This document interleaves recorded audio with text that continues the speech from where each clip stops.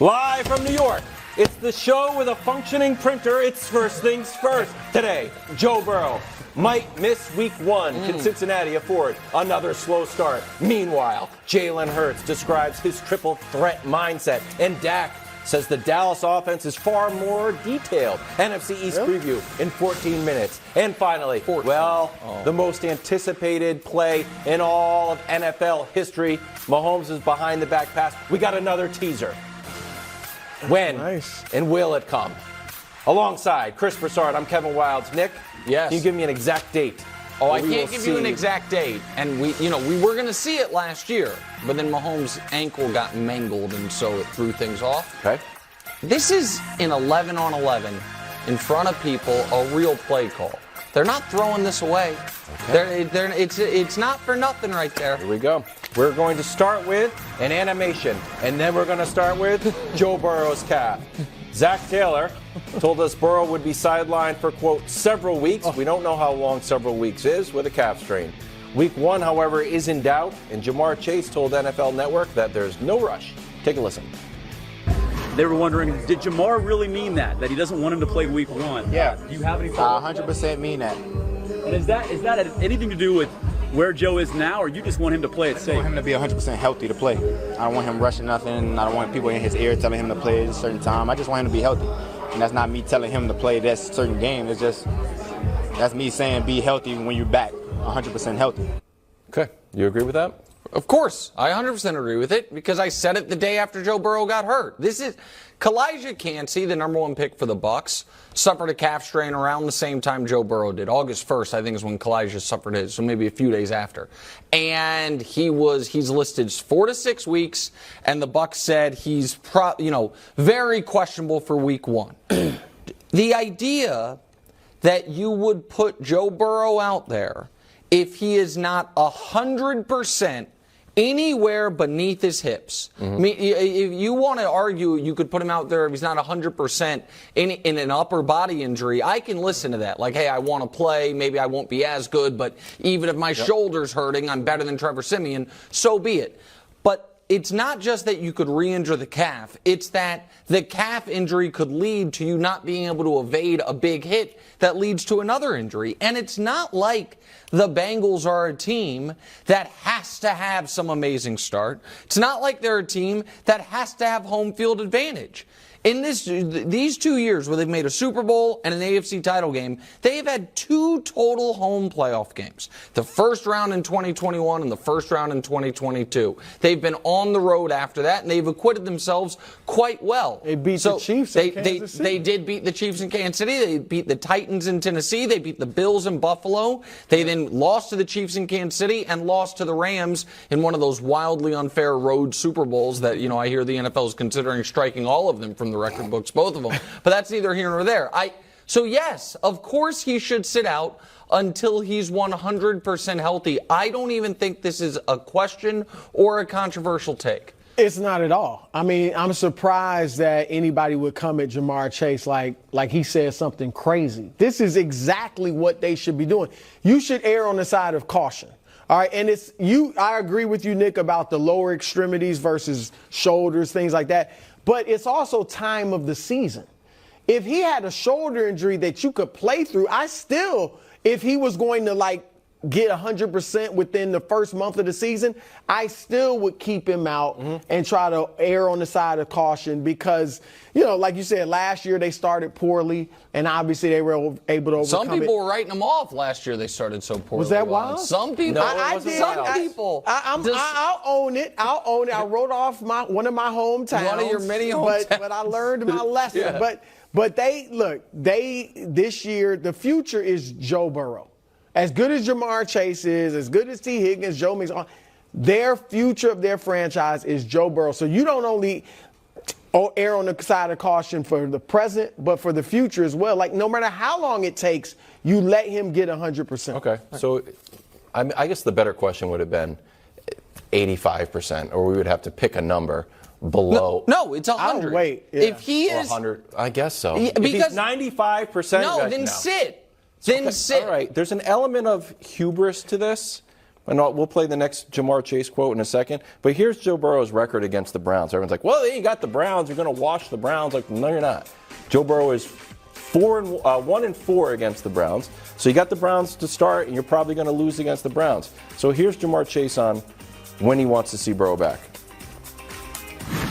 I mean, we'd be okay as long as he's there for the end of the season. You know what I'm saying? We worried about the bigger picture, not the small picture here. That's what we're trying to win. So, you know what I'm saying? As long as he comes in around the season that we need him, then we're going to be okay. Okay, so here's the thing, bro. They started last year 2-3, and then they came back. They went 10-1 after starting 2-3. That's just not normal. I don't think that's going to happen, especially if you're going to lose this Browns game. You can't assume you're going to rip off 7 or 8 wins in a row. No, I agree. I think the Browns, and a lot of people would, right? I think they're going to be much better. I think Deshaun Watson I don't know that he'll get back to Houston, Deshaun, but I think he's going to play better well. than last year. And as you said, not only is Burrow 1-4 against them, they haven't won in Cleveland, where that first game is, since 2017. Okay, so that's they've won 2 of the last 10 times they played. I mean, this is a state rivalry. All right, and this is with Jacoby Brissett and Baker Mayfield playing quarterback for Cleveland. So I definitely think that's a possible loss. Obviously, they got the Ravens after that.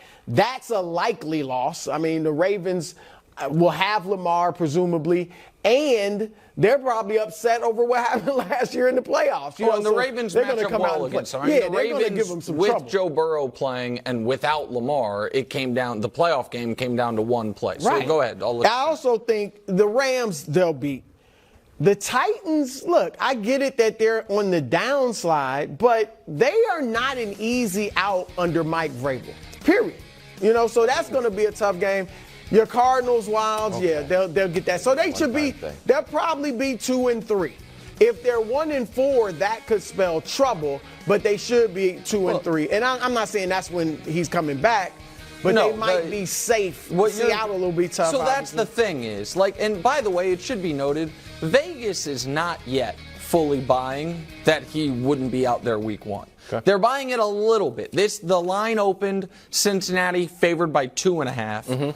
It is currently Cincinnati favored by 1.5. The gap between Burrow and Simeon is worth more than a point and a half in Vegas. So Vegas is kind of saying he might be there, might not be there. If you see that line flip to Cleveland being favored, that's when Vegas is saying we think Joe Burrow's missing that game.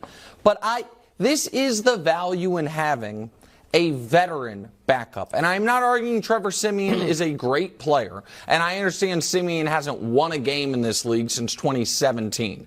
But he's only had one stretch of starting, really. 2021 New Orleans, that was the dark horse MVP year for Jameis Winston. And New Orleans did go 0-4 in those games, but they averaged giving up 30 points per game in those 4 games. Simeon had 12 touchdowns, 4 picks, an 85 rating, which is basically what you'd hope for from a backup quarterback. And I think the Rams are going to be terrible. I think the Cardinals, if you were to get to week 5, are going to be the worst team in the league. And I do think it is, let's just say he were to miss 5 weeks. Again, that's the longest end.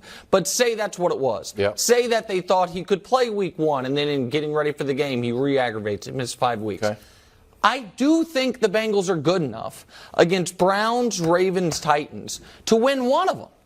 And then all of a sudden, I think they could go 3-2. I think their worst case would be 2-3, and they have shown they can pull themselves out of that. What they can't pull themselves out of is Joe Burrow getting injured in week 1 and having to miss 2 months. Oh, yeah. That's what they can't. And the other part of it, and we don't like, and I shouldn't say we don't like, but it almost feels ominous to talk about this type of stuff. But Burrow is also, injuries to him are different than a lot of other starting quarterbacks because he has already in his NFL career suffered a massive lower body injury. And so you have to be extra preventative, not that would lead to another one, but that if he were to suffer another one, what that does to him. You don't want guys having multiple surgeries, things like that. So I just would be extra cautious with Burrow, given the schedule, given the history, and one could even argue the point about him struggling oddly against the Browns, a team he has 5 interceptions against, hasn't played well. Oh, let him sit. It's almost another reason. Like, hell, let him sit out. He struggles against this team anyway, and see if he can be fully healthy for that Ravens game the week after. Sure, changed my mind. Okay. Let's take a look at the odds. My Chiefs coming in at number 1. Stop saying that. What? They're not number 1? They're not yours. Oh. Then the Bills, then the Bengals, then the Ravens, and then for some reason, the Jets. Yeah, these are bad. For some reason. Called Aaron Rodgers? How's that for a reason? Okay, how'd the Packers do last year? Yeah, that was his Packers. Why don't you ever give it back to him that your Cardinals and his Packers had the same playoff success? Wow, I don't know why you let him off the hook on that every single time. He only gives it back to him. Go ahead. By the numbers, it's the Bills, but who's the biggest threat to Kansas City?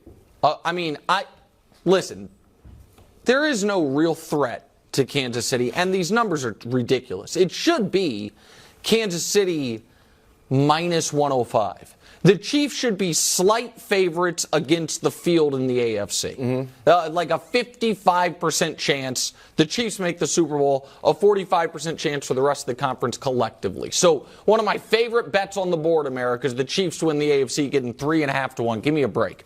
But if I must pick a team, there are 2 human beings alive who have beaten Patrick Mahomes in a football game that matters.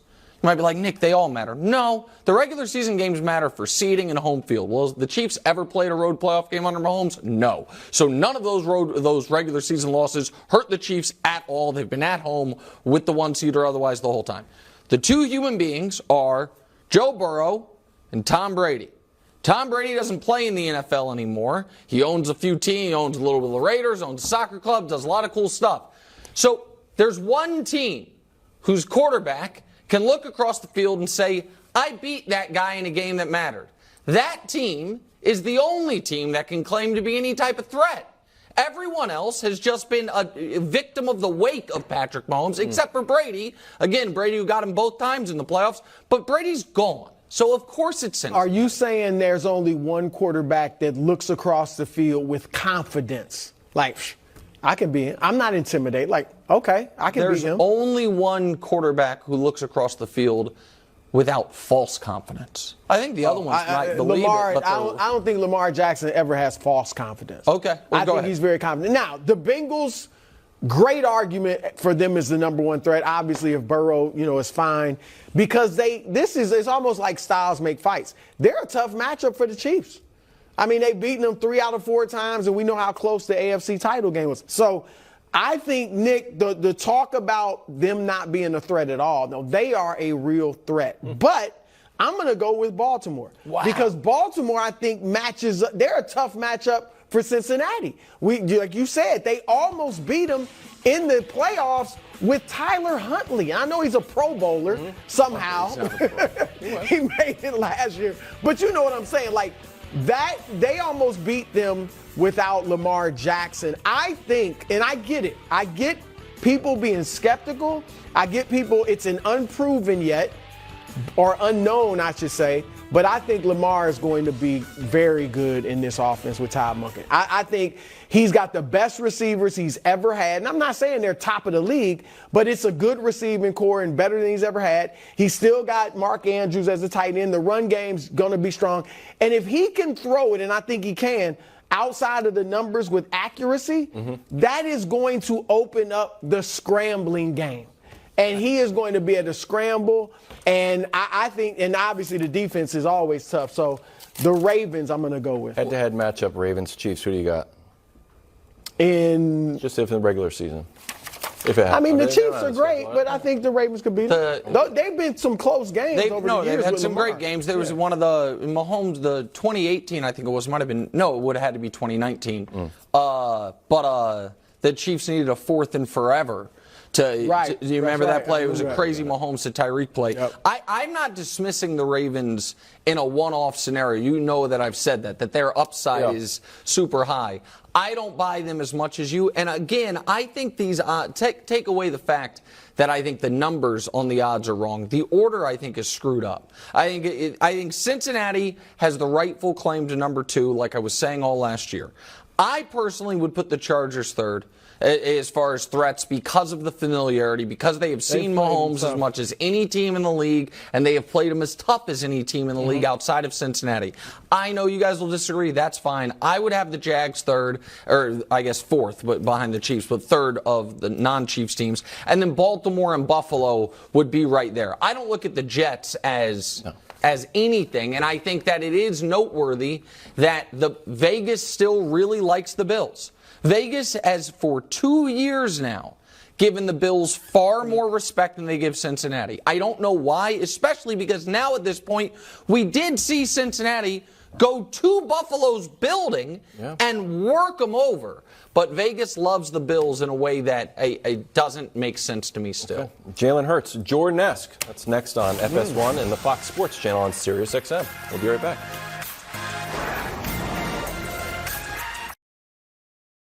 Jalen Hurts.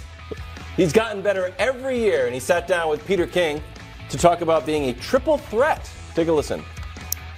I've always been a unique player, but embracing the rarity of being a true triple threat, and being able to do all of the things that the quarterback position requires. So I just want to continue developing those 3 areas of my game, be the best leader I can be, and that goes a long way as well. Triple threat: throwing, running, leading. Throwing, running, mine. Yeah. There's a long time they told me they said guys like me couldn't think or couldn't process. So trying to put that to sleep. This guy's just the best. Here's Hurts' career. Inside the pocket, the last 2 years he's gotten better, yards per pass better, touchdown interception ratio better, and led the NFL in passer rating. Bro, do you expect Jalen Hurts to make another leap? Before you answer, Greg Jennings is here. Go ahead, bro. I do expect him to make a leap. Some people are wondering because he's lost his OC, who he made those jumps, those first leaps under Shane Steichen now in Indianapolis. So some may think he's going to take a step back, but I am huge when it comes to quarterbacks. Character, work ethic, leadership, the mind, as he said, the intangibles. I'm huge on that because the best we've seen, Tom Brady and Joe Montana, that's what made them so great, that they had those intangibles. And I think Jalen Hurts has them as well. I think where he makes the biggest jump is the passing game. Now, he was fine last year. He didn't throw it as much as most of the top quarterbacks. But I think this year they probably will throw it a little more. I think they'll try to – he'll still run, obviously, but I think they'll try to throw it more. And I just think with his work ethic, obviously he's got one of the top receiving groups in the league. I think he's going to take that jump and move to the next level. Yeah, I 100% agree with you. And he talked about being a triple threat. For me, when I look at Jalen Hurts, there's 4 thoughts that come to mind for me. Leadership just jumps off the page. Yep. Everything about him exemplifies what you want as a leader. Then you have the passing efficiency, which you just spoke of, improving in the passing game, becoming more of a pocket passer. He's always been pretty accurate. So just evolving that, throwing a lot more, having more on his plate when it comes to the passing game, being a dual threat athlete. This is who he is. This is why we are saying he's one of the elite guys in this league. But what separates him is his mental toughness. Like he's as mentally tough and sharp as they come. Like listening to him, a lot of players say, yeah, man, I got to be better. Right. A lot of players don't actually believe that they are on the path to being better by working at it every day and not even drastically, but subtly making improvements in the fine-tuned areas, like the fundamentals of the game. Like that is Jalen Hurts. That's why he is going to constantly improve and why success will forever follow him, because he exemplifies how a player like Tom Brady did doesn't become complacent or settle for what they've just experienced. Yeah. So I buy all of that, but I do not expect him to take another leap, but it almost sounds like it's because I think more highly of him. Like another leap is he's the best quarterback in the league. There's not a lot of room for him to go, guys. The 5 best quarterbacks in football are Patrick Mahomes, who is on a tier above everyone else. And then you can argue about the order, but Burrow, Hurts, Trevor, and Josh Allen. That's the next. That's the rest of your top. Okay, you guys want to take out Trevor? That's fine. I don't want to argue about Trevor. Okay. But he's somewhere. We all agree he's in that room. Yeah. And some would argue he's already the second best. Some would say no, Burrow's ahead of him. I know some folks like Allen more than I think they're crazy. Whatever it is, there's not. His goal right now is to maintain. His goal right now, yes, you want to fine-tune. Everybody wants to get better every day, all that stuff. But amongst the quarterback hierarchy is to make sure he doesn't backslide.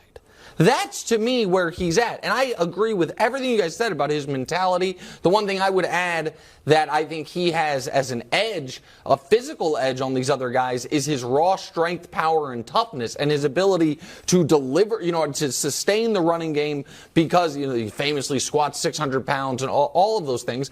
I also think the fact that his benching at Alabama is a odd mental benefit for him now, which is he dealt with a level of adversity that a lot of these top flight quarterbacks have never dealt with until they winning a national championship. Correct. Exactly. And adversity, what could have been embarrassment, and for a lot of guys, the first time they deal with something like that is at the NFL level. How are you going to? So all of those things. I'm not taking a shot at the guy. No. I just don't think I think he could be, I guess, universally considered the second best quarterback in the league after this season.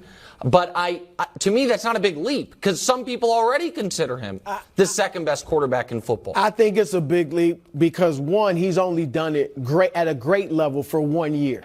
So a lot of people do want to see you do it for 2 years. We've seen guys, we saw his predecessor, Carson Wentz, have a great year. He needs to do it for 2 years, and I think the passing can definitely improve. Now, maybe it'll just be because they're giving him more opportunities. Like we saw against the Chiefs in the Super Bowl. They needed him to throw and that was to the best stay game in of it, his life. And he threw it well. The first two playoff games, they were blowouts. They didn't need him to throw, so the numbers don't look good. So he can jump from, say, he had 22 touchdowns last year to between 25 and 30. I think that's a jump because he's a physical runner. He's not like Lamar, where Lamar is not a physical runner as far as taking shots and stuff like that. So they're going to want to, lessen the blows that he takes. Even though he's great at running the ball, they're going to want to throw it more, I believe. So I think that's how he can make a jump. Greg, quickly before we move on to Dak, do you think Jalen's mindset protects them from the Super Bowl hangover? 100%. You're saying it's off the board for Philadelphia? When you have a guy walking in the building every single day, working the way that he works, preparing himself as though last year it was cool, but we didn't accomplish anything that we set out to accomplish in terms of the ultimate goal. That's his mentality. You can't help but to follow suit and get in line with that. I'll add one other thing. I also think Kelsey coming back, Jason. Huge. Because Massive. that's he's a future. I'm not even talking about his performance on the field, which is great. What I mean is he is one of the leaders of that locker room, a future Hall of Famer, and it's like, guys, I was contemplating retiring, going home with because of this guy. Because of this guy and for this team. For one reason. Yeah. And so I think that outside of week one, I'm rooting for you, Jalen Hurts. Details. That sums up the new offensive philosophy now that Kellen Moore is gone and Mike McCarthy will be calling the plays. Michael Gallup told USA Today this is the first year he's had to, quote, key in on how many steps Dak is taking. And Dak says there's just a crazy amount of details. Guys are on the same page, just being very open and communicating, and that has been a world of difference. Greg, you found this article fascinating. Why? A lot of reasons why. None more than, number one, my number one takeaway is they should have been detailed. They should have been understanding the timing that it takes for a quarterback from a 3-step drop to a 5-step drop, 7-step action. But it also takes me all the way back to a few years ago when they had this one guy on their roster named Amari Cooper. Loves Amari Cooper. I do, because he was very detailed. This was never a conversation when Amari Cooper was in the building. Now you get a young CeeDee Lamb. He emerges. He's great. Younger, but younger. The number one thing you have to guard from as a receiver is quickening your route. Meaning, if I get leverage on a defender, I immediately break my route because I think, oh, I'm open.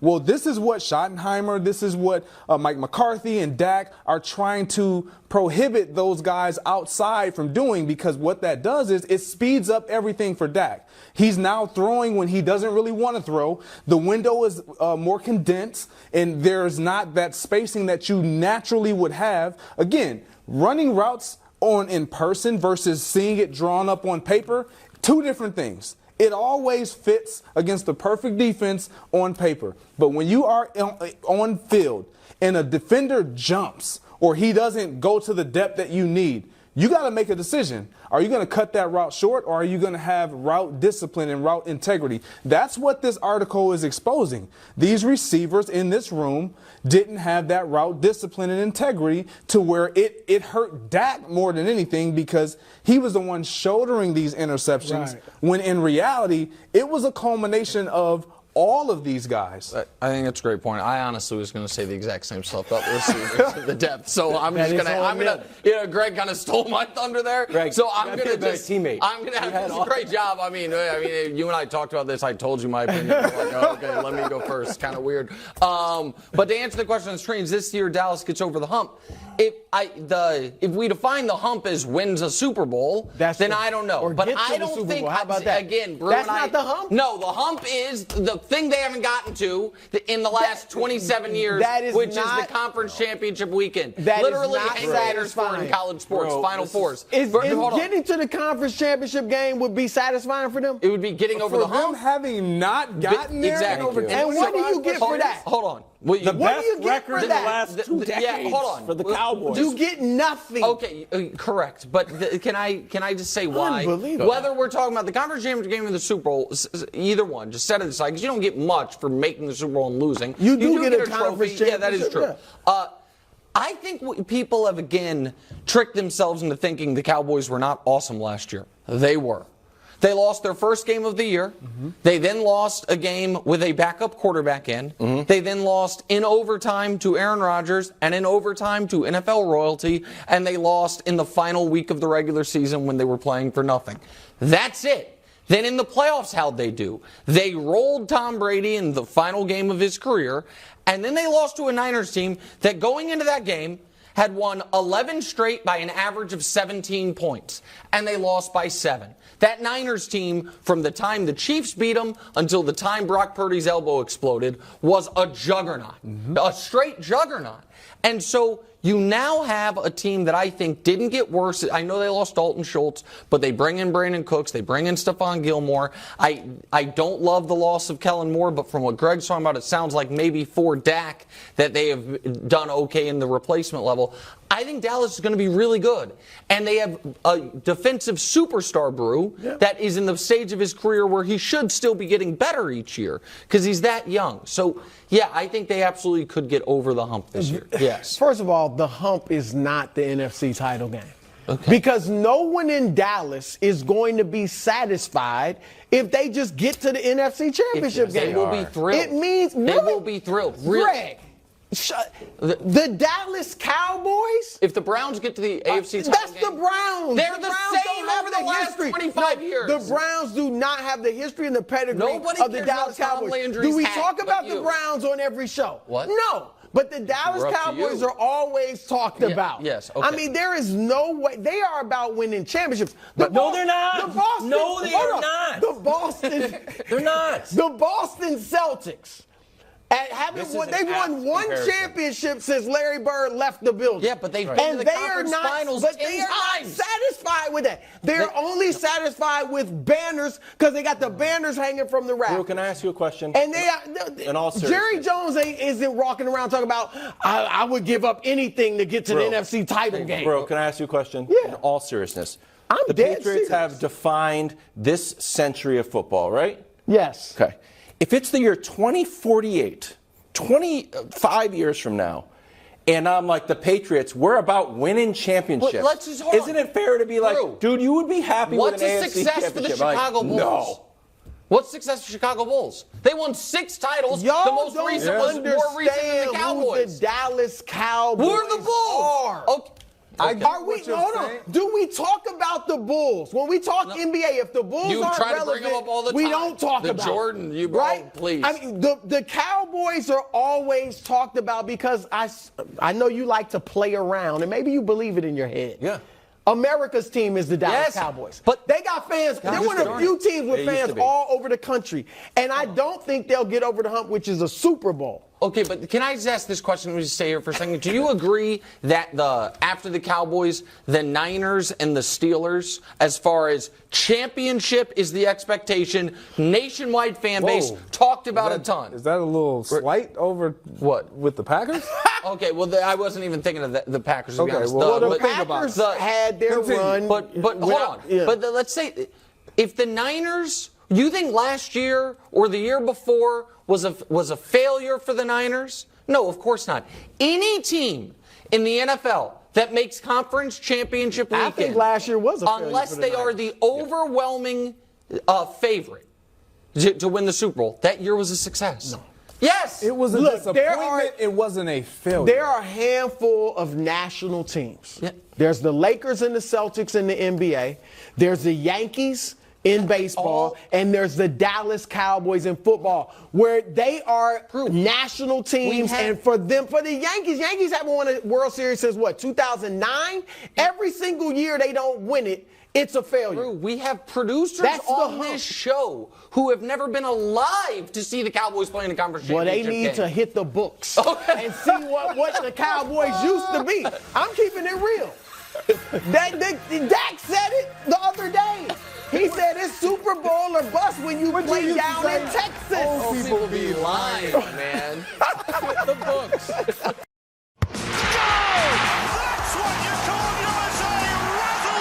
Greetings, soccer fans. Are you ready for the 2023 FIFA Women's World Cup? As we are. That's right. Australia and New Zealand, look out. State of the Union is coming. And we'll be going above and beyond down under. We'll have new podcast episodes every single match day. So follow Alexi Lawless's State of the Union on the Fox app, YouTube, or wherever you get your podcasts. And we're going to talk about this one. Guardians, White Sox. Ramirez has a double, and then Tim Anderson drops the glove and has an awkward stance, and he ends up getting down. Ouch. Not great. After the game, Ramirez had this to say about Anderson. I had a little context. I think Tim Anderson, has been disrespecting the game for a while. I even had the chance to tell him during the game, don't do that stuff. That's disrespectful. Don't start tagging people like that. Now, the previous game, he said it's not specifically about this, but this was a thing where we got a double, and then when Rocchio slides, Tim Anderson does this slick move here. It's like, yeah, I know you're safe, but how about now? How about if I just take my glove and move your hand?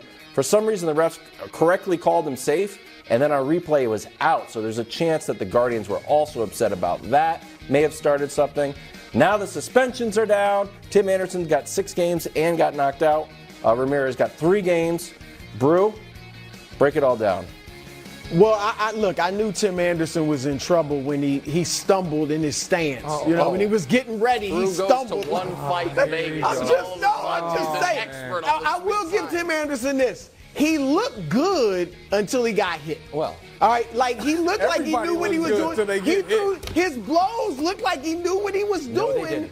And in fairness, Ramirez closed his eyes and threw a punch, and he connected, and it knocked him out. But the suspensions, I'm fine with. A lot of people might be thinking, Anderson should get less because he's the one that got clocked. But no, he started it, in my view. And Ramirez was just defending himself. I disagree. Anderson's tagging. He said he tagged him too hard, and Anderson was dying to fight. He wanted to fight. It was like, if you don't take off his gloves, it's like, hold on a second. It's just a regular baseball fight where we talk and we push and all that. Yeah, of course. He wanted to fight. Okay, sure. And he gets the ignominy of being knocked out forever and then being wobble-legged, trying to get back to the dugout, all of it. But what started the fight is Jose Ramirez putting his finger on his forehead. I don't think he touched him. Did he touch him? Show it again. I'm telling you right now. He put his fist on his jaw. I don't know about his finger on his forehead. I saw that too. But this thing escalated right there. Oh, come on. You disagree, Wilds? 100%. What started it? Then what started it? Well, he's got a history of tagging people too hard. Well, that's what Ramirez said. He tagged him too hard. The tag that we just saw before in the previous game, that's what he's complaining about? Somebody trying to... What started the fight? When he slid into second base... Can we see the slide? Yeah. He's being stood over the top of. Ramirez gets up and he pokes him like, dude, get off me. Mm-hmm. He gets up, then he pokes him basically in the face. Yes, I want to box then. Yeah, that's right. I know Anderson. He just ended up getting knocked out. I just couldn't connect because he threw some good blows. He just couldn't connect. His feet are literally up in front of him. Like he's just, the stance is all I liked Tim Anderson. He was my preseason pick for MVP last year. This is why, as athletes, we should stick with the sport that we professionally acclaim to be. The Odd Couple. 10 Eastern, Fox Sports Radio. That's good. Yeah. All right. We're going to come back. If you're here for we talk a little baseball or baseball analysis. Mahomes buying the back pass next.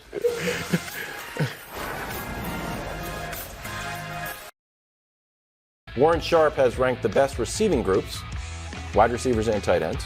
First were the Eagles, and second were the Bears. That's not great. Third were the 49ers, so second the Bengals, I guess. Yeah, 20th Bears. Hold on now. Yeah. I thought that was strange. I was surprised. 100%. That one shocked me. 18th were the Chiefs. Sandwich between the Broncos and the Saints. Give me a break. Do you have any issues, Nick? Listen, I love Warren Sharp. His football analysis and his gambling expertise is honestly second to, I think mine is the only one in the world. Oh my God. Who says second to mine? He's being less humble. What's the New Year's resolution? It's to be less humble. I'm sorry, second best in the world, if that's not a high enough compliment. But this is a miss from him and his people, if you ask me. Because to be clear, this is including the tight end position. Mm-hmm.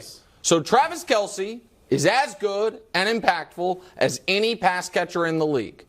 And if you want to say, no, Justin Jefferson's better, I'll disagree. But again, he is in the room with Jefferson and Chase, Devontae, all those guys.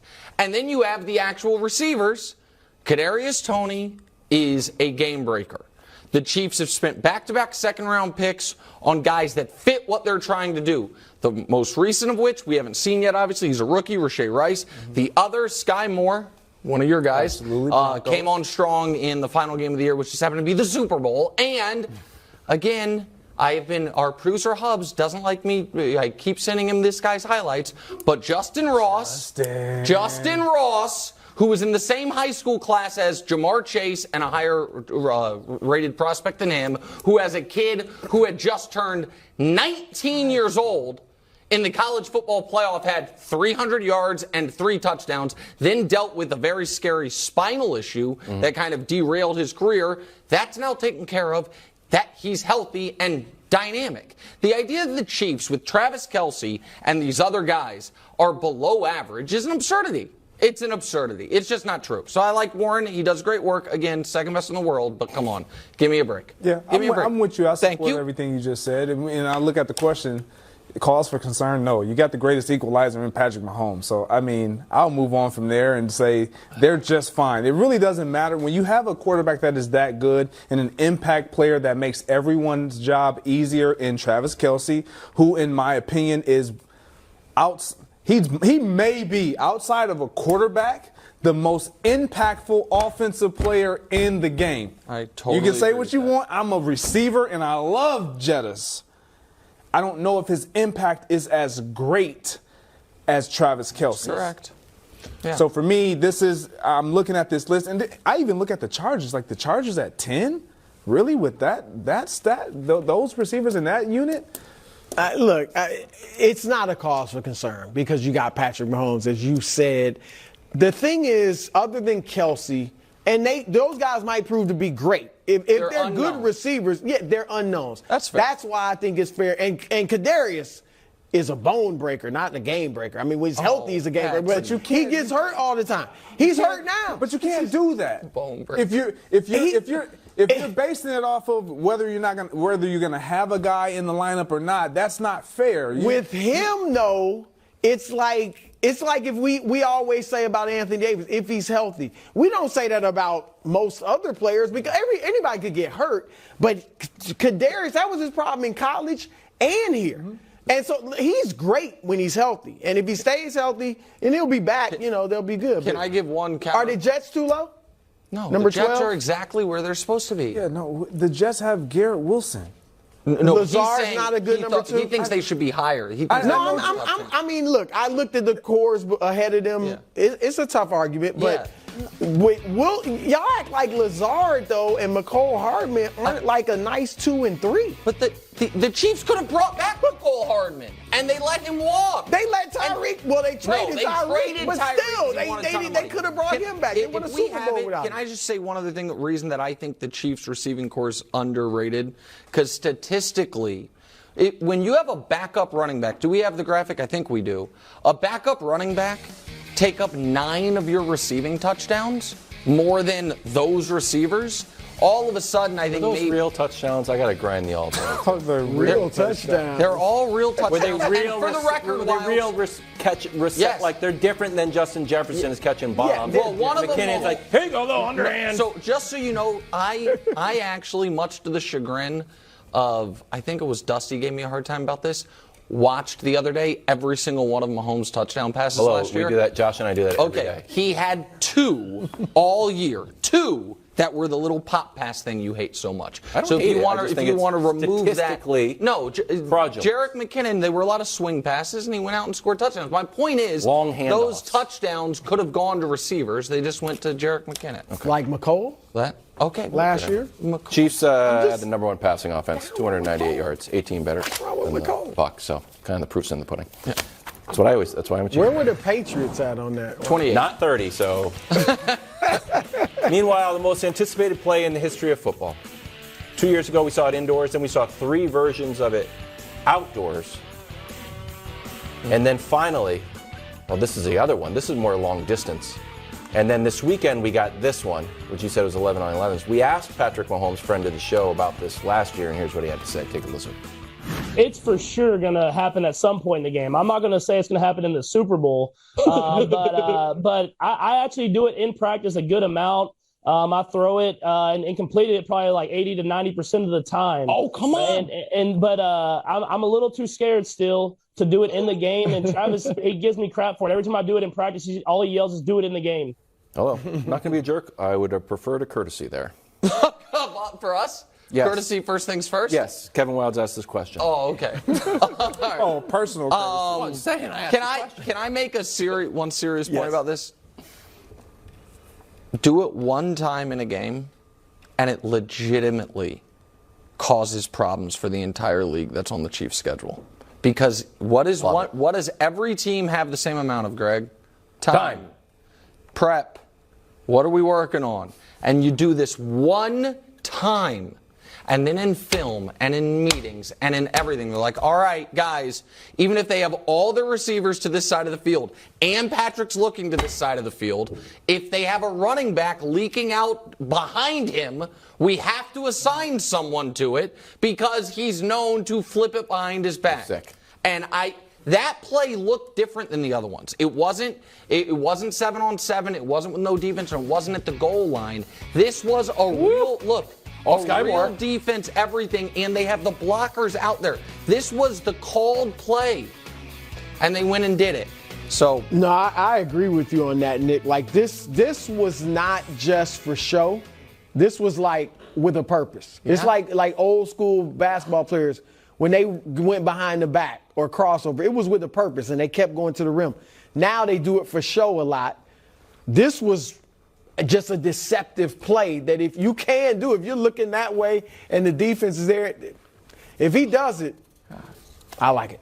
When he does it. Right. If you can run this play that we got to witness last year, this little ring around the road, if this is what we saw, if you watched Quarterback, the Netflix series, you heard them talk about the input that they have as a team, just offensively, and how Andy Reid actually gives them input or allows for them to have that input.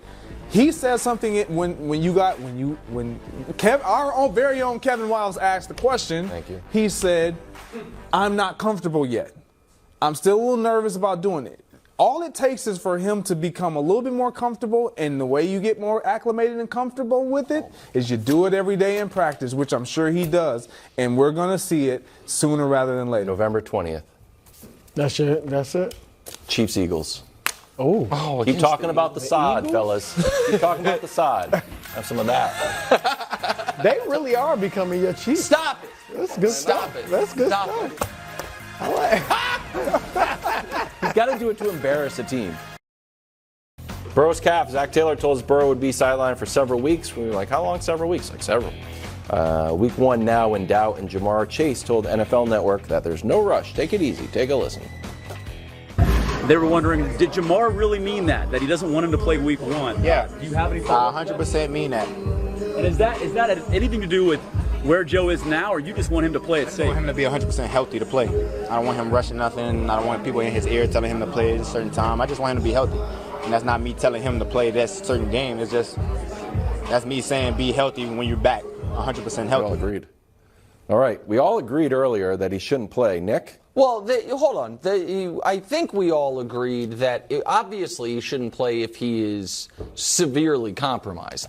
The day after this injury happened, I said you can be 90% and he should sit out.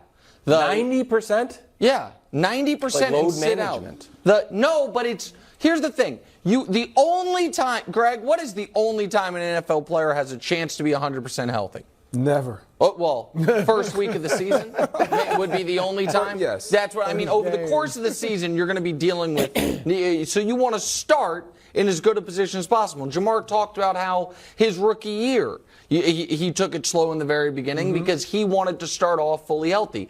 When you have a quarterback who is not the biggest guy, who has already had his knee blown up once in his career and suffered this initial strain on a totally innocuous scramble, you can't put him out there if he's against Myles Garrett, if he's not 100%.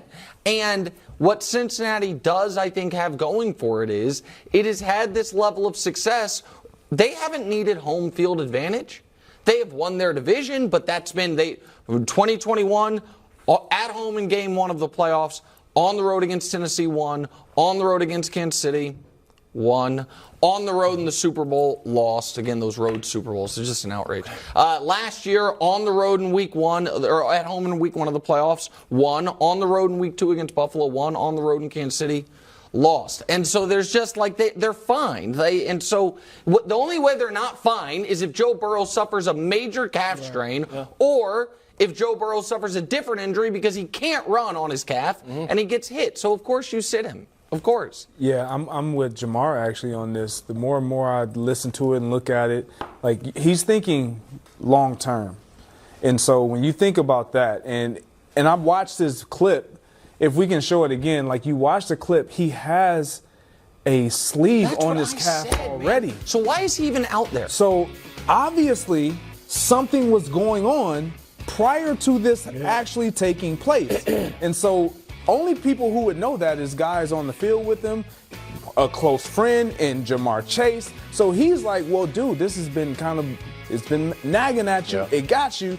Let's just sit out and let us keep things afloat through the regular season. The reason why I agree with Jamar Chase on this is because the most vulnerable a team can be is typically at the beginning of the season because everybody's trying to find out what we're going to be and how our offense is going to look, defense is going to look. So when you look at their first 2 division games on their schedule, it's the Browns. We don't know what Deshaun Watson is going to look like. It's going to be a tough game. So it could very well be a tough game just because of it's a divisional game. But you can lose that game and still be okay. Then you got the Ravens. You look at the Ravens, they have a new look offense with Lamar and all the supporting cast now that he has. So even if you were to lose these 2 games, your season isn't over without Joe Burrow. But if you allow Joe Burrow to play in either of these games and anything happens, calf turns into Achilles. Achilles, you're not coming back from. Yeah. So I would rather him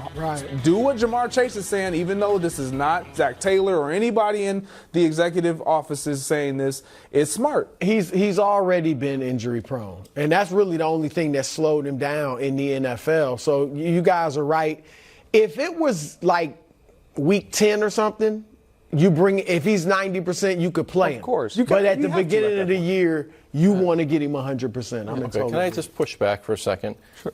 It's more pushing back because I agree if he's not 100%. Yeah. But it sounds like what the Bengals are saying that was inspired by an injury, that was brought about by an injury, and what the Bills say, where it's like, man, we're focused on the Super Bowl, we're focused at the end of the year, are the same thing. Yeah. But we're saying the Bengals, it's all good. We're focused on the end of the year. But when the Bills say it, we're like, oh, you're taking your eye off the ball. Every game matters. So this is kind of, it's interesting because I actually keyed in on that as well.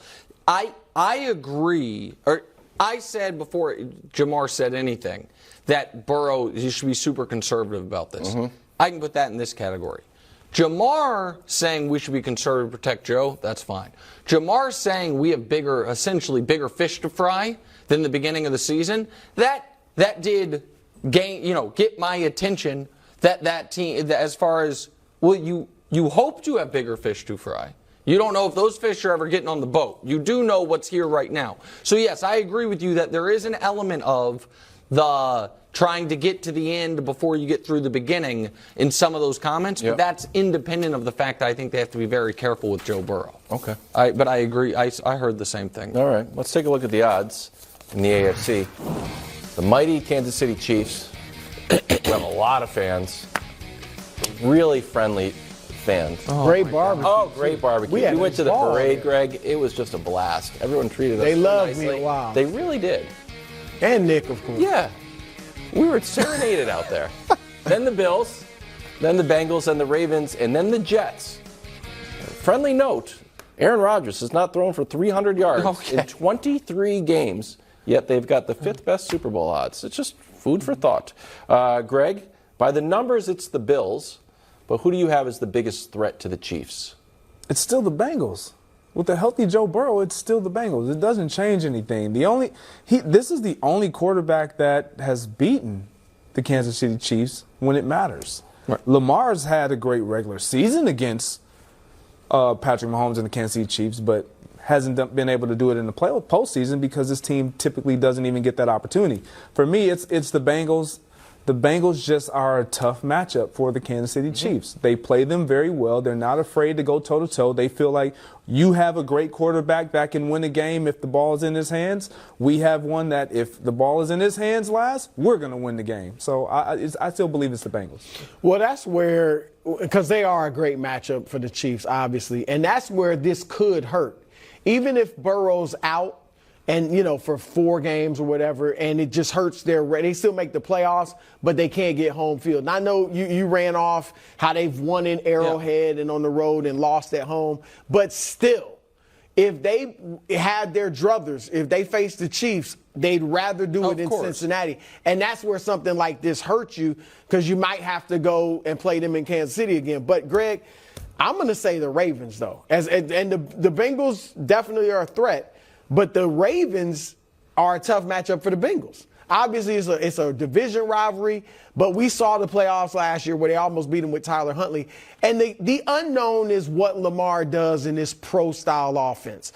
But I think he's going to surprise people and be very good. I think, and if he throws it well outside the numbers, then that's just going to open up scrambling for him, and he is going to do major damage with his legs. It's the unknown part. Why it's a little unknown. I give it to you. With the Ravens. Well, so I'm not worried about the Bengals, what their record is early in the year, whatever. It doesn't. I mean, it's literally the Arrowhead Invitational, so they're not going to hold that in Cincinnati. It'd be weird, even if they were 15-2. Like, how are you going to hold that in Cincinnati? And didn't they just rename the stadium so they'd have money to pay Joe Burrow? It's like the Big Ten. It'd be weird. Like more teams. Yeah, I don't know. It'd be odd. Arrowhead Invitational. This year's in Buffalo. No, it's in Kansas. But Cincinnati, the point that Greg made is the right one. 2 quarterbacks alive have beaten Patrick Mahomes in games that matter. 1 retired. It's Tom Brady and Joe Burrow. And all the other quarterbacks, there's not a long list. Mahomes, I think, has only lost 16 games in his career. But the quarterbacks who have beaten him in the regular season, they never were able to pay that off in the postseason because the Chiefs play all their playoff games at home. Again, it's the Arrowhead Invitational. And so it's not like, oh, we beat them in the regular season, now you have to come to our building. That hasn't happened.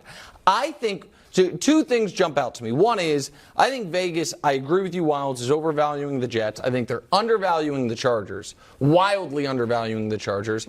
And I think that it is interesting that even on this show, we are more skeptical of the Bills than Vegas is. Yeah. Vegas still is giving last year, Vegas giving the Bills the nod over Cincinnati was one thing, because you could say, okay, Cincinnati they call it a fluke that they made the Super Bowl. But they then played each other in the playoffs in Buffalo. Cincinnati dog-walked them. Buffalo has not had a great offseason. Buffalo's the team that lost their defensive coordinator. People thought Lou Anarumo might get a job somewhere. He didn't. And still, Vegas loves the Bills. I don't understand. And so, yeah, I think Cincinnati and the Chargers, with the Jags being next, would be my list. Cincinnati, the Chargers, and Jacksonville are the biggest threats to the Chiefs? Other than the Chiefs, the biggest threat to themselves. You know what my answer to that is? Nobody. Okay, you stop it. You're not a Chiefs fan. Nobody. You're our own. Just us. Just the man in the mirror. Guys listed 5 teams. And, well, they get the running game going. Travis at the end.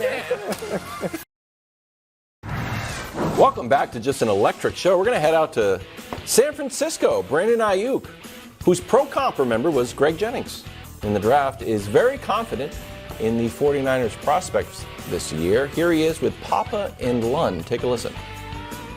We're out there looking like we got guys all over the place. You got George, make a play on first down, throw the ball to Debo on second.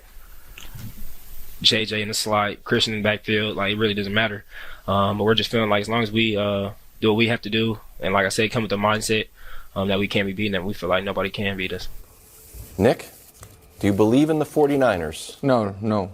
I mean, they'll be good. They'll always good. But the Niners, for folks that are new viewers to the show, last year in the NFC, Wilds was famously real high on the Cardinals. Brew was famously real high on the Packers. Those two teams, of course, both got to have the playoffs off, early vacation. I had the Niners all year long, and was then that necessary to set us up like that? Just giving the context. I was just giving the context. I forget who said. Greg New had, viewers of the show. Thanks for tuning in. Oh, Greg had the Saints. Another team that didn't even make the postseason. And I, of course, had the Niners who went into the NFC title game on a 12-game winning streak. So I historically do like the Niners, but I do not like at all what they are trying to do with their quarterback position. I do not like at all the fact that they have just given up seemingly on Trey Lance, never giving him a shot. And unlike these guys, or some people I should say, I do not think Brock Purdy all of a sudden is going to duplicate what he did last year, even though that is as much of a quarterback-proof offense as one can have. Also, everybody is so excited about Christian McCaffrey, and I would put Christian McCaffrey in the same category that Brew put Kadarius Toney, which is he is McCaffrey's a better player, don't get me wrong, he's an all-pro, but the injury concerns with him are significant, and to be honest, the injury concerns with all the Niners seem to be higher than most teams, maybe because of the style they play is so physical, all of it. So no, I don't think the Niners are going to take a step forward this year, which is what it would take. I think they're far more likely to take a step backward. Are you saying that's because of injuries and the quarterback situation, I guess? The quarterback situation more than anything. The quarterback situation, the guy was undefeated. Yeah, I don't buy quarterback wins. But it's not his passer rating was the highest in the league. Yeah, 107. Yeah. All right, no wins or passer rating. No, he just don't like drafting. He passed every test. Pedigree. He steps in there and plays great. He faces Tom Brady, the GOAT, doesn't blink an eye and plays great. They beats him. He wins 2 playoff games. One of them, his first playoff game, he threw 3 touchdowns. Like Brock Purdy, I'm not saying he's like some awesome quarterback. What I am saying is that he's mentally tough. And he's not going to buckle. And I do think he's a good quarterback and going to play great. I guess this is what I would say, Greg. A guy whose They're a biggest threat. knock on him was his physical limitations, now just had massive surgery on his throwing arm. So a guy who was physically limited throwing the football before he had elbow surgery, and now that teams have a full season of tape on him and he's coming off an injury, I do not believe he's going to be able to duplicate what he did last year. I don't believe that. Well, time will tell. But for me, when we look at you mentioned something that I've been high on. There should be a quarterback competition between these guys. Like I just don't. Brock Purdy, and Trey Lance. Well, Darnold might be beating out Lance for all. I just don't think Darnold's going to be the guy because moving forward, it's going to be one of those other two guys, Brock Purdy or Trey Lance. So for me, to have this assumption or this idea that you just hand the keys back over to this guy, he had a great run last year. He gets hurt, he gets injured, and all of a sudden, give him the keys, he can do it all over again. Well, what if Trey Lance actually improves? You moved up in the draft. You gave up so much to try to acquire this guy to not even give him an opportunity. I just feel like you have the roster. This is why I do believe, to answer the question, they are a threat. Okay. Right. You have the luxury to do so in playing Trey Lance and then going right back to Brock Purdy, or playing Brock Purdy and then going to Trey Lance. However you want to do it. This is the only team in the National Football League that I believe that it doesn't matter who plays the quarterback position.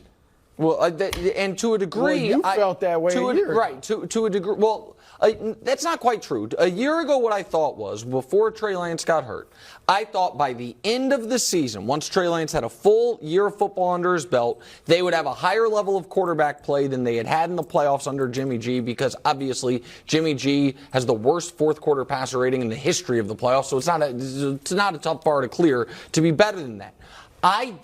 It is baffling to me that the Niners are the captains of you can lose your job due to injury. Right. Jimmy lost his job due to injury. Trey then lost his job due to injury. And now Brock Purdy got injured. They're like, oh, no, he's earned it. Why? Because of what he did last season. And because of what Trey hasn't done. That's the thing, too. If Trey was looking great to them, it's brief opportunities. I give you that. But he obviously isn't wowing them in practice either. That part is obviously true, but there are certain guys that are amazing in practice and can't translate to the game. There are guys that are not great practice players that are gamers. I think it is irresponsible for them to once again, here's what I know from their own actions.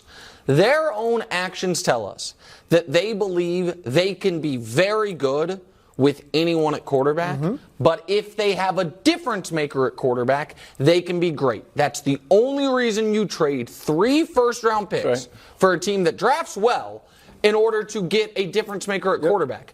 To then throw that out and to be totally out before he has 120 career pass attempts is bananas. They don't believe in him. It must be in practice they don't believe in him. And Purdy, look, you like to go back to high school. Yeah. Who was a better prospect in high school? Okay, obviously it was Brock Purdy. He went to the Big 12, and Trey Lance went Division I AA. Yes, but and he was a better prospect in college too, because he was playing against better competition. No, but he wasn't a better prospect in college. Why not? Because Trey Lance was universally regarded first-round pick.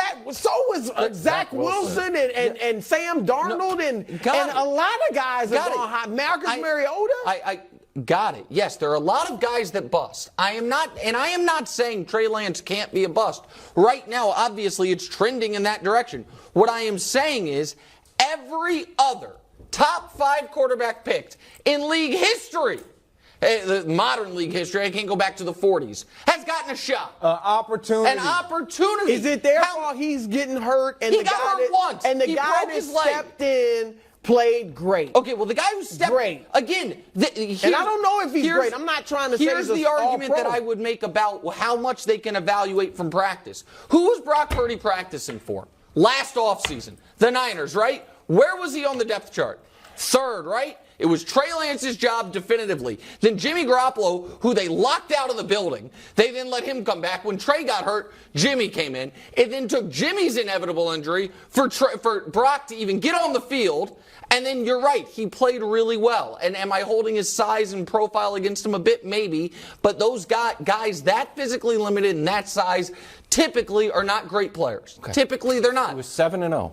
I don't care about. Then what are we talking about? Then what's the point of the game? He's 7. He's never lost. No, he can go be like, hey, here's why I should start. I've never lost. Okay, but I literally don't lose. Okay, but and the players believe in him. He has that locker room. What's Trent Williams' record? What's Trent Williams' record? What's Nicky Bosa's record? What are these guys? The point of the game is to win. That is a team goal. That is a team stat. Okay. But his numbers were good too. Well, okay, but 16 touchdowns, 4 interceptions, 107 passes. If you guys think Brock Purdy's great, then they're going to be awesome. I'm not saying he's a Pro Bowler. I'm just saying he did the job. But he's never lost. I'm saying he's never going to lose again. Right there you go. He never has. It's just it's math, dude. He's never lost a game, never will, unless he needs surgery after. Let's head down to Tampa Bay, where Baker is locked in a QB battle with Kyle Trask. Here he is on the battle. Take a listen. I just think overall competition in general brings out the best in everybody. And like you said, it's nothing really new to me. I've been doing it since high school, having a battle for a spot. So just being comfortable within, the internal pressure and trying to elevate my own game. And also just when it comes to quarterback battles, you just want the whole quarterback room to improve and progress as camp goes on. So it's just about all of us pushing each other in there. So I'm comfortable within this competition and enjoying it as we go. It's a great answer. Yeah. You still believe in Baker? Yeah, that he's going to beat out Kyle Trask? Of course. Really don't like Kyle Trask. Of course. It won't. There's no chance Kyle Trask is the week 1 starter if Baker's healthy. But I'll go a step further. That Baker might be, you guys are going to scoff, he might be the best quarterback in his division. Love it. Desmond Ritter. I'm going to scoff. Okay, Desmond Ritter is 1. A rookie, I think Bryce Young one day might be good if he can hit his growth spurt. But regardless of that, even if he doesn't hit his growth spurt, he's going to be better than Baker. Not as a rookie. Ultimately, ultimately maybe, but not as I'm talking about this year. So then it's Baker or Derek Carr. A lot of help. And the long Derek Carr's not better than Baker. The long history of the mid-tier quarterback who then has to go to another team, that usually doesn't go well. It usually doesn't go well. Could the Bucs go 8-9 again? Could they win the division again? Of course they could. Love it. Doesn't mean they're great. Derek Carr is better than your boy Baker. And all the reports are that your boy Baker is struggling to beat out Kyle Trask. 7 interceptions compared to 1 for Kyle Trask. So then why isn't he starting? Because they want to give Baker a shot. Speak is up next. We'll be back here tomorrow at 3 o'clock. Have a lovely day.